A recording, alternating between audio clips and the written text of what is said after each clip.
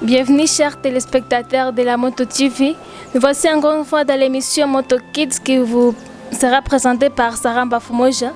Aujourd'hui, nous allons vous faire vivre l'ambiance du concours d'éloquence qui s'était tenu le mercredi 22 mai 2024 à l'Institut Kampali. Dans ce concours, nous avons eu à accueillir 4 institutions, notamment l'Institut Malkia Wampingu, l'Institut Collège Kampali, l'Institut Monseigneur Catalico et l'Institut Mahampa.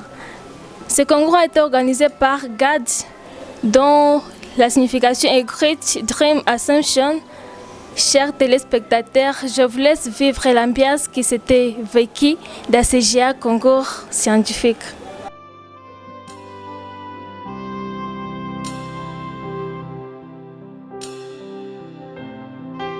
L'artiste Georges Brances qu'on accorde pendant... Si se justifie par le fait que nous représentons notre alma mater, c'est concours d'éloquence. Et mon sujet s'intitule « Il y a d'amour heureux ». Il y a d'amour heureux.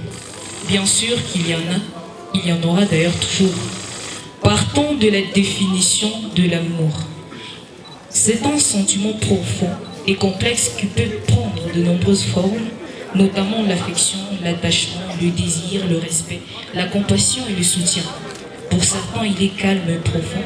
Pour d'autres, il est romantique et passionné. L'amour est souvent perçu où l'amour implique un désir de bonheur et de bien-être pour l'autre personne. Au regard de cette définition, une question se pose avec acuité. L'amour pratiqué vertueusement ne conduirait-il pas nécessairement au bonheur, sans pour autant tourner autour du pot? Allons-en à l'exposé des motifs. Qu'est-ce le bonheur? Au sens courant, c'est un état émotionnel agréable, équilibré et durable dans lequel se trouve quelqu'un qui estime être parvenu à la satisfaction des aspirations et désirs qu'il juge importants. Cette définition nous ramène aux idées d'Alain de Botton et Noël Frény qui stipulent que pour être heureux, il suffit d'être avec la personne que l'on aime. Cet amour se transformera en un pont qui mène au bonheur. Et pour l'autre qui affirme que le voyage comme celui de l'amour représente une tentative pour transformer un rêve en réalité. Quel rêve, me demanderez-vous? Celui d'être heureux. Ceci sous-entend que l'amour n'est pas seulement un conducteur du bonheur, c'est aussi un moyen d'atteindre les rêves les plus fous et qui paraissent impossibles. Qui d'entre nous, après réalisation de son objectif comme de son rêve, reste malheureux? Y a-t-il dans l'histoire des exemples concrets qui illustrent notre sujet? Écoutez cette histoire.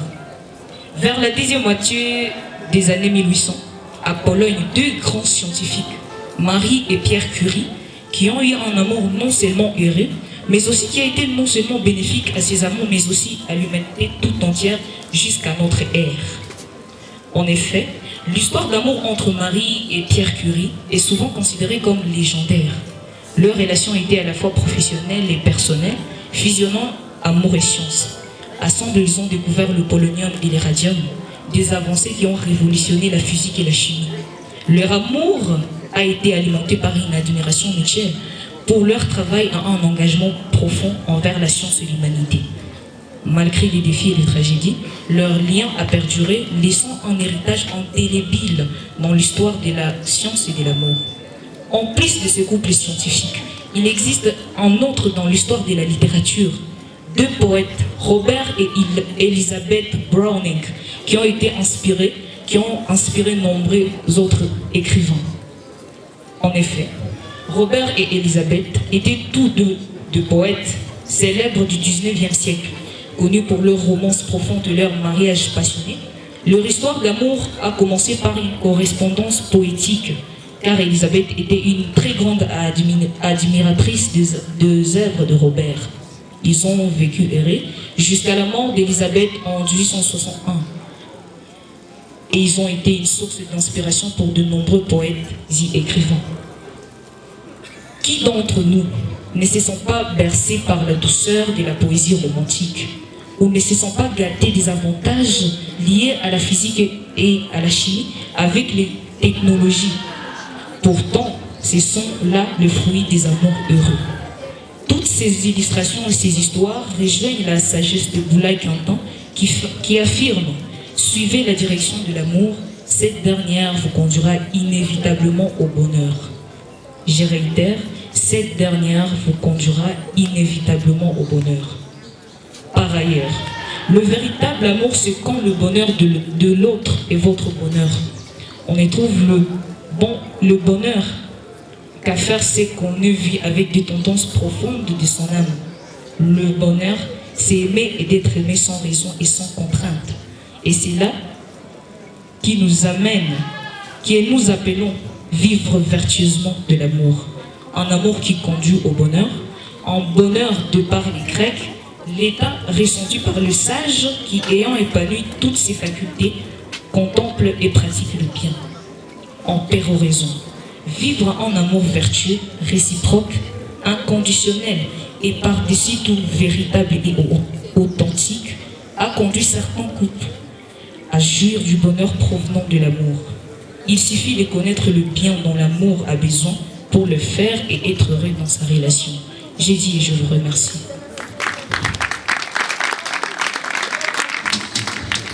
Muchitakola chino eritunziriwo obusanano mubiru abantu bakahambira omuchitire eribuba erikabera lenga ibalumbuka obulimu omwana yisuka ibakabe bahiga kubinimyoloso inasobulo akakasanira ekihanda abalumu bushi ibwanikiro mu kihanda.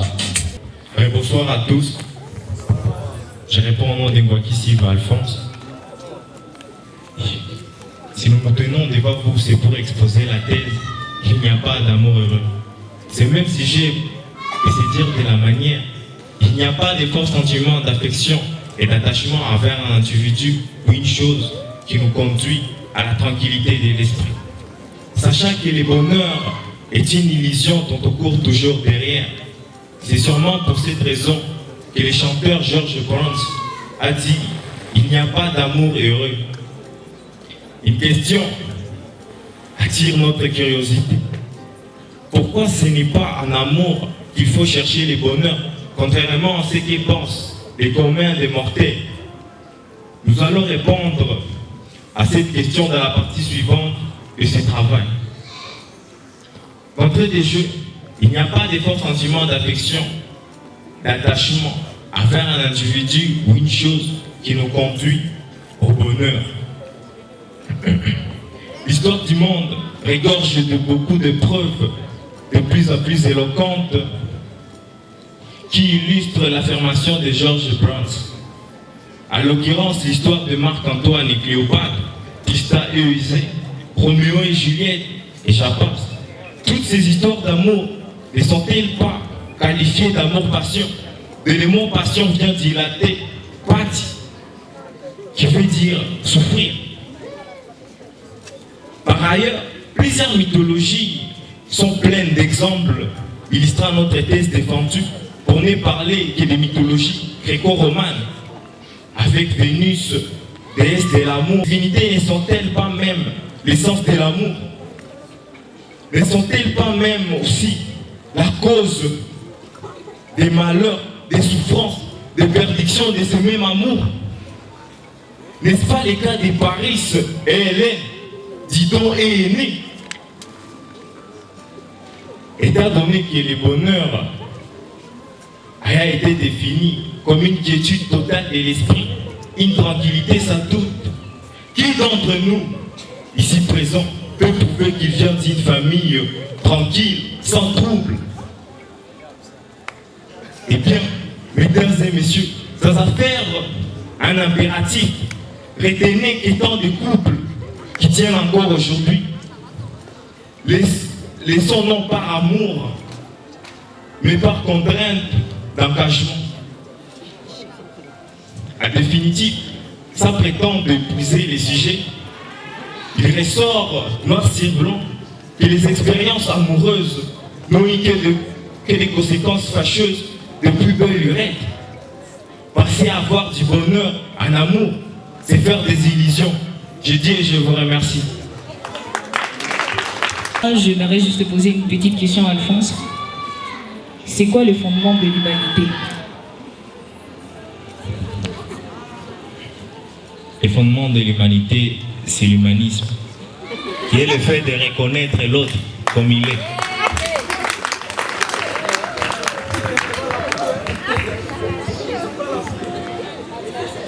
Alphonse, posez aussi une question à votre ami. Mariana, j'ai juste une petite question à vous poser. Comment définissez-vous les hauts et les bas en amour? Les hauts et les bas en amour. Tu connais un célèbre écrivain qui s'appelle Sénèque? Qu'est-ce qu'il avait dit? Je sais pas trop. Aimer, c'est avoir quelqu'un pour qui mourir, quelqu'un à suivre en exil. Vous avez dit que Sénèque a dit aimer, c'est avoir quelqu'un pour qui mourir. Désolé, pour qui mourir. Alors mourir pour quelqu'un, c'est plus de l'esclavage que de l'amour. N'est-ce pas? Tu te souviens de l'instant où j'ai dit que l'amour, c'est pas seulement se dire je t'aime, mais surtout prouver que l'on aime. Merci. Merci Mariana. Applaudissez pour les deux. Ah oui, quand il se faisait des questions, il parle de rouge et de bleu. Mais c'était un débat sur l'amour, l'amour qui fait la paix. La paix. Aimer comprend et mon cœur transparent. Pour elle seule, hélas, c'est d'être problème. Pour elle seule, élévateur de mon emblème. Elle seule sait me rafraîchir en pleurant. Est-elle brune, blonde ou rose, je l'ignore. Son nom, je me souviens qu'il est doux et sonnant. Comme ceux des aimés qui la vie exila. Son regard est pareil au regard des statues. Et pour savoir le délicat et mécable, et la réflexion de ma chair qui se tue.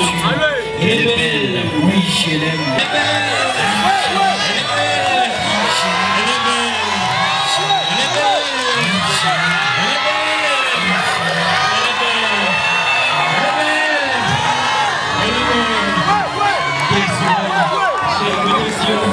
elle tire son charme des cieux, ses yeux en couleur de Maranga Elisabeth, élève à l'Institut Malkia Wambingu.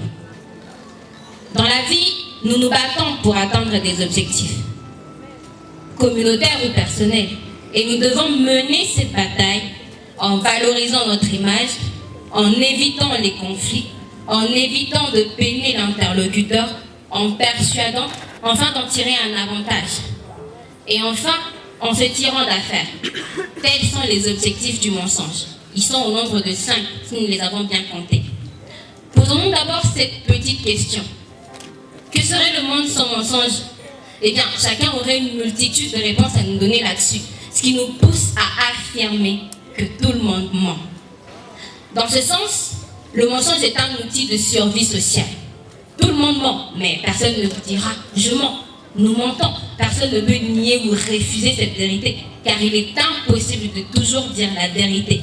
Ce qui nous fait un peu du recul vers un autre sujet déjà traité, qui dit qu'au nom de la paix, toute vérité n'est pas bonne à dire. Une citation de Pierre-Augustin Caron de Beaumarchais.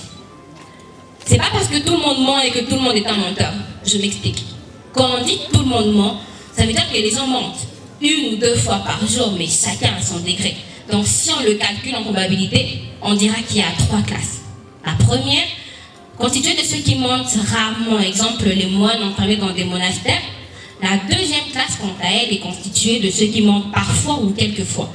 Un peu comme la plupart d'entre nous, je suppose. Et la troisième classe, constituée des menteurs, de ceux qui ont l'habitude de mentir, de ceux qui sont diplômés en mensonge, de ceux qui mentent comme ils respirent.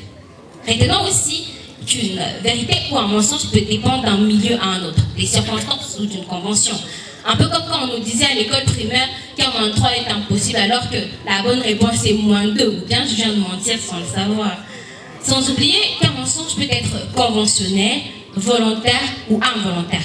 On parlera d'un mensonge volontaire lorsqu'il est planifié. Involontaire lorsqu'on croit qu'une vérité sera vérité alors qu'elle sera mensonge. Et un mensonge devient conventionnel quand vous êtes convenu d'une principe. Voilà pourquoi la vérité et le mensonge dépendent d'un milieu à un autre ou des circonstances. Donc, dire la vérité et mentir vont souvent de pair. Par des exemples concrets, de 1, on apprend à mentir dès l'âge de 3 ans, dès qu'on commence à comprendre que le mensonge est parfois plus efficace que la vérité. Combien de fois nos parents nous ont déjà menti? Et combien de fois nous les avons menti à notre tour? Effectivement, le mensonge permet d'échapper à des situations désagréables, bien de nous protéger ou de protéger les autres. De 2, dans le domaine du droit et de la justice, la vérité est censée être le fondement sur lequel repose le système. Cependant, il est vraiment regrettable de constater que le mensonge peut être utilisé de manière courante pour différentes raisons. Les acteurs du système judiciaire peuvent être tentés de mentir pour influencer le résultat d'un procès. De 3, et même dans le domaine politique en RDC, pour être élu comme chef, président ou député, il faut d'abord mentir, se faire passer pour un tigre alors qu'on est... Donc se faire passer pour un agneau alors qu'on est un tigre. De 4, dans le domaine médical, je salue d'abord la présence des médecins en puissance ici présents. Manifestez-vous s'il vous plaît.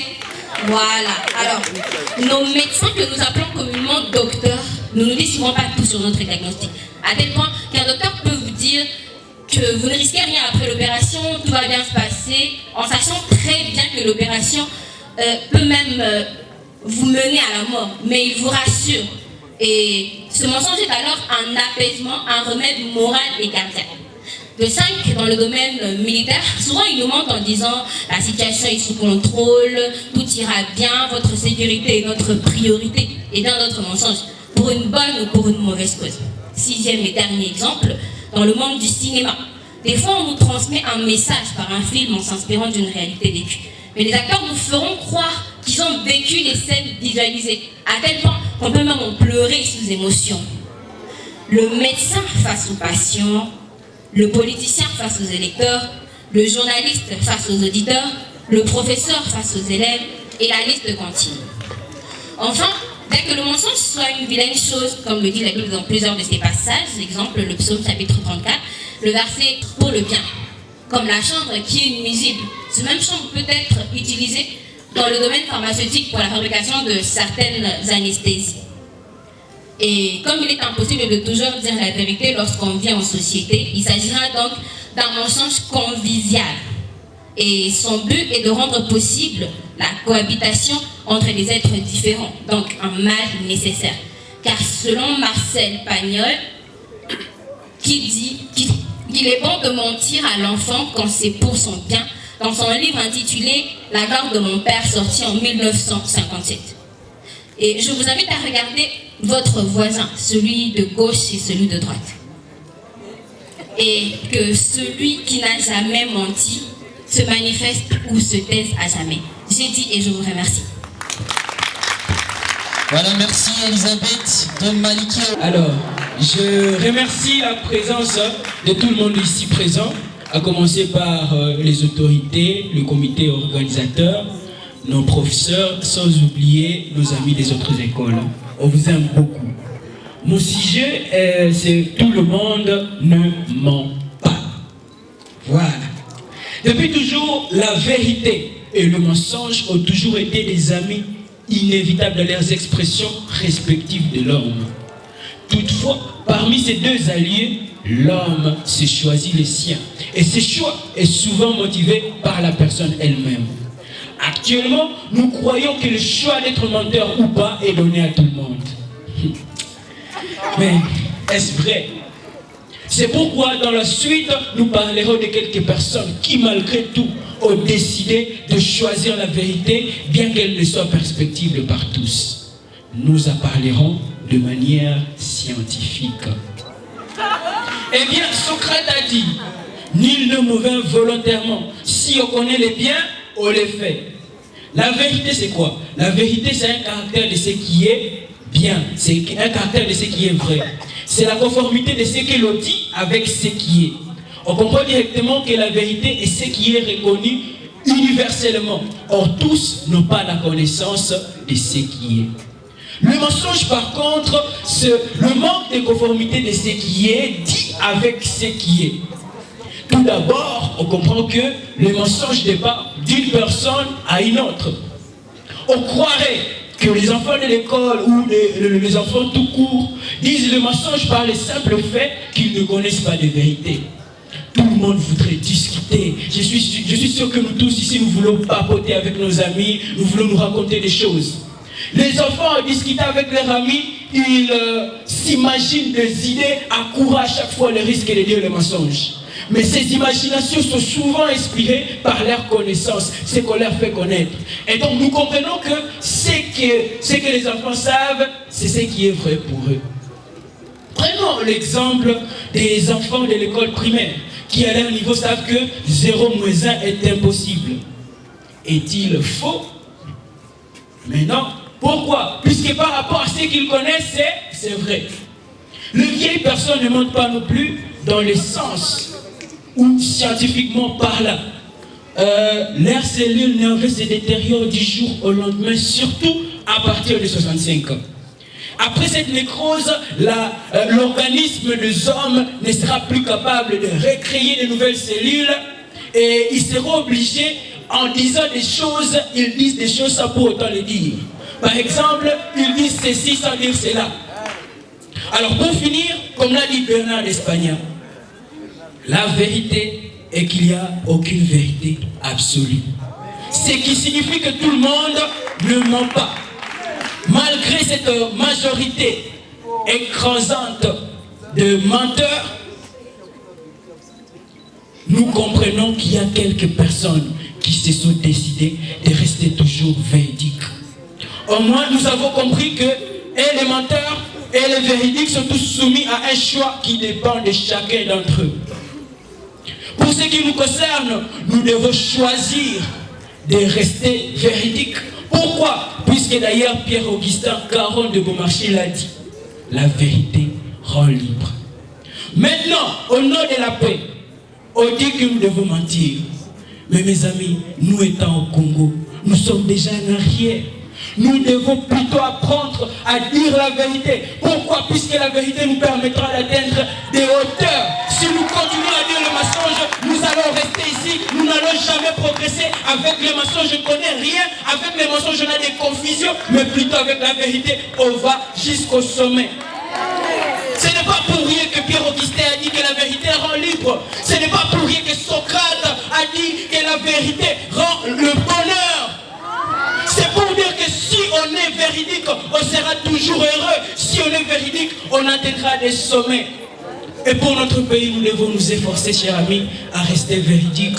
Que Dieu vous bénisse abondamment.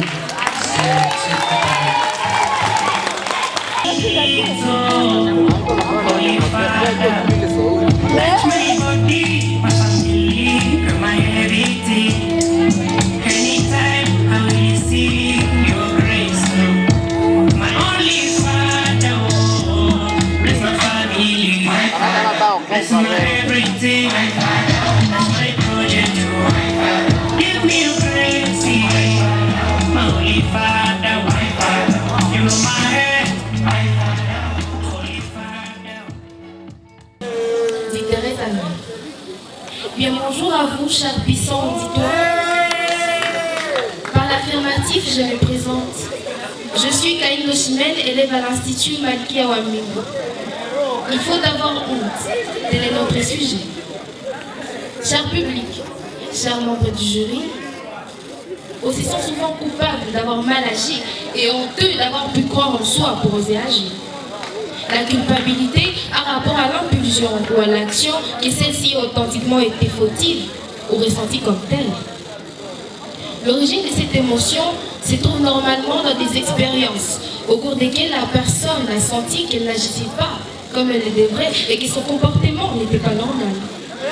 Ainsi, elle a tellement été marquée par l'inutilité et l'invalidité qu'elle évite à tout prix d'être imparfaite ou que les autres la considèrent de la sorte. Les Jean-Jacques Rousseau auraient tellement que la honte est la première des émotions morales. Anthony renchérit en disant « La honte n'est pas un défaut, c'est un correctif. » Et oui, si vous ressentez de la honte quand vous faites quelque chose de mal ou quand vous vous êtes comporté de manière inappropriée, c'est en fait une bonne chose. Parce que cette émotion vous aide à vous rendre compte que vous avez fait une erreur et que vous devez changer. Comme l'une des plus complexes qui soit, il est possible de la travailler pour diminuer son importance et la faire disparaître progressivement. Il faut reconnaître et accepter que nous ressentons de la honte. Nous devons admettre que cette émotion fait partie de notre univers émotionnel. Le travail sur la honte est un axe majeur de guérison. Il faut apprendre à posséder ses insécurités, à les assumer en 100% et surtout à assumer qui on est. Vaincre la honte signifie devenir un adulte capable de se transformer en roi ou reine d'un nouveau pays. Le pays dit moi, dit Maria Josée. Être capable de reconnaître et de regretter ses erreurs, ses torts, c'est une force. Il y a un proverbe africain qui dit ceci. On dit que la mort est préférable à la honte, mais il faut rapidement ajouter que si la honte porte le fruit, la mort n'en portait pas. Et surtout que la honte ne tue pas. Cher auditoire aimant, il faut avoir honte des actes monstrueux. Il faut passer par la honte pour arriver à corriger une faute commise. Il faut avoir honte de ses péchés. Il faut avoir honte pour passer des mauvais en bon. Savez-vous ce qui arrive quand on n'a pas honte? Moi, je vais vous le dire. Quand on n'a pas honte du mal, on est sociopathe, on est orgueilleux, on est prétentieux, on est malfaiteur, on est vicieux. En tout cas, on n'est pas chrétien et la liste est longue, je vous assure. C'est dans Michel et Servante, mieux vaut la honte sur le visage que la tache dans le cœur. Alors pour toutes ces personnes qui n'ont pas honte de leurs erreurs, je dirais qu'il est important de faire un travail sur soi pour se reconnecter avec leur conscience morale. Tacite a dit, la honte n'est pas un mal, mais son absence est pire que tout. Ils doivent comprendre que la honte est un indicateur du fait qu'on a fait une erreur. Et c'est très important d'avoir un sens moral pour entretenir et maintenir des rapports sociaux harmonieux. Au lieu de conclure, il est nécessaire de savoir que la honte n'est pas réservée aux individus dont l'apparence dérange. Cette forme de honte est celle de la médiocrité, qui semble être une source de souffrance actuellement plus répandue que les sentiments de culpabilité. D'où j'attire votre attention. Quand vous ressentez de la honte, il est très nécessaire d'identifier ce qui vous rend honteux. La honte est censée être le moteur de notre développement personnel. Ceci dit, elle ne doit pas nous être néfaste. Par exemple, il nous est défendu d'avoir honte de sa famille, de sa culture, de ses préférences, de sa religion, de sa profession, de son apparence physique. La honte de qui on est. La honte de dire qu'on aime quelqu'un. En tout cas, moi je vous aime. Je t'aime, cher auditeur.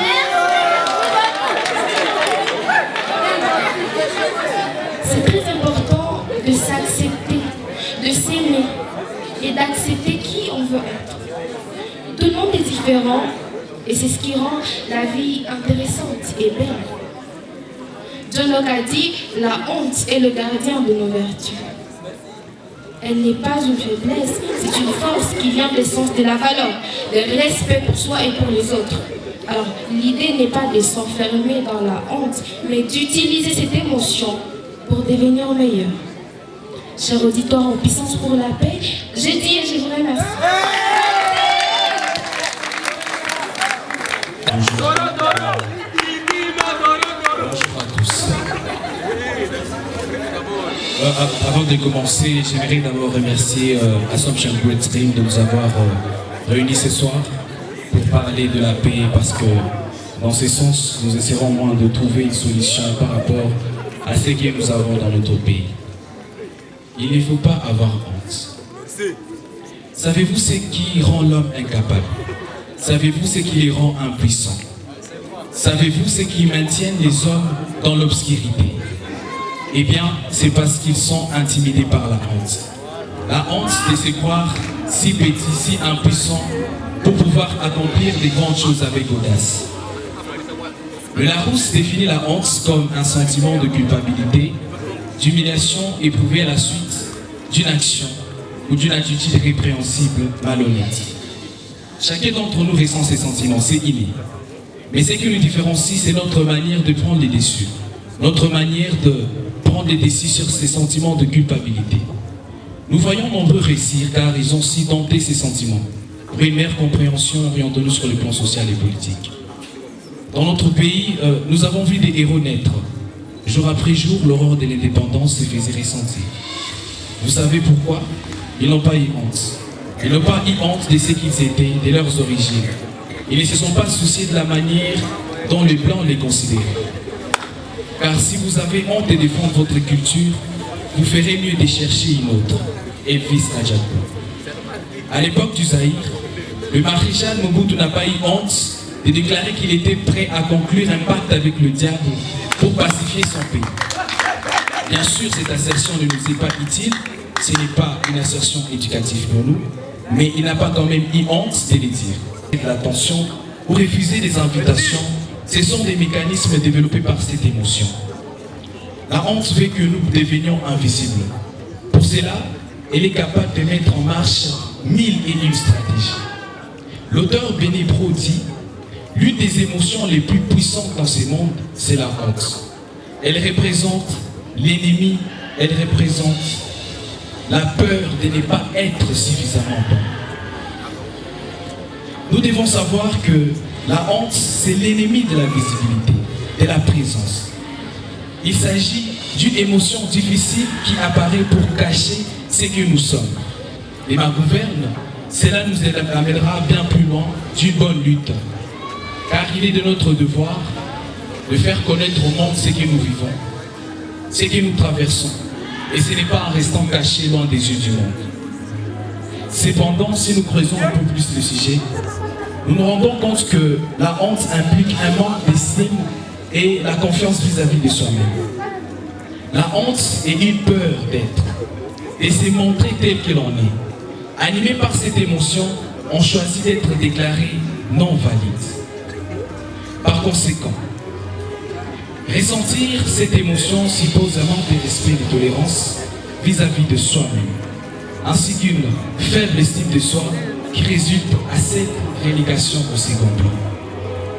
La personne qui ressent la honte et se montrer tel que l'on est, cette émotion nous amène bien plus loin de ce que nous sommes. La personne qui laisse la honte régir sa vie se réunit elle-même pour s'adapter à ce qui, selon elle, conviendra aux autres. Si Assumption Poetry nous a réunis ce soir, c'est parce qu'elle n'a pas honte. Honte de lutter pour la paix et la tranquillité au Congo. Une femme enceinte n'a pas toujours honte du docteur quand elle s'expose.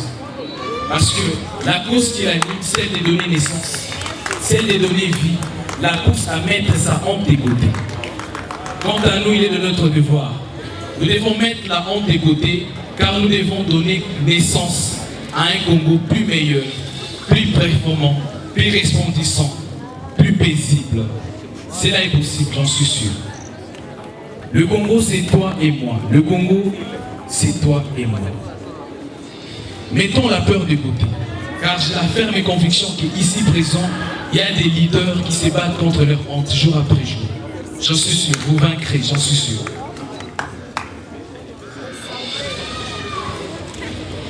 Fluctua nect merquito. Toujours combattu mais jamais abattu. Nous vaincrons, j'en suis sûr. Avoir honte d'échanger, c'est avoir honte détruire. Un jour, la honte frappa à la porte. Le courage s'éleva pour aller ouvrir la porte. Il n'y avait plus personne. Je vous remercie. Chers téléspectateurs, dans ce concours, nous avons découvert des méga talents, dont la gagnante a été Kahindo Kampale Chimène, élève à l'Institut Malkia Wambingo à 3e des humanités scientifiques. C'est une fille qui est douée des talents. Elle nous a présenté, nous a exposé les thèmes « Il faut avoir honte ». C'est un thème qu'elle a très bien décortiqué et elle nous a montré les avantages d'avoir honte. Après toutes les prestations, cette demoiselle a été retenue gagnante et première du concours avec 94%. Et nous allons suivre son interview après ce couronnement dans la suite. Pour cette 2e édition de la compétition d'éloquence, Mademoiselle Kalimbo Chimène avec un très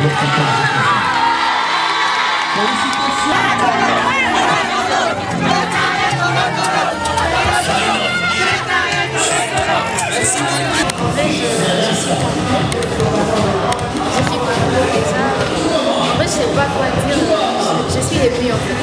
Mais je tiens à remercier les organisateurs de ce concours. Parce qu'ils nous aident, nous les élèves, ils nous aident. En vrai, c'est concours nous forge. Ça nous aide à creuser au fond de nous pour nous découvrir en fait.